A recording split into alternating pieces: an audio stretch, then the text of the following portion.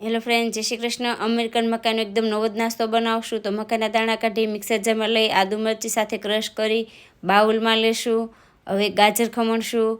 હવે આ નાસ્તામાં તમને કોઈ પણ ગમતા શાકભાજી એડ કરી શકાય। મેં કાંદો અને કેપ્સિકમના ટુકડા એડ કર્યા છે, લીલા ધાણા, એક મકાઈ લીધી હતી તો એક વાટકો ચોખાના પૌવા પલાળીને લીધા, હિંગ, હળદર, લાલ મરચું, ધાણા જીરું, સ્વાદ અનુસાર મીઠું, ગરમ મસાલો, ચાટ મસાલો।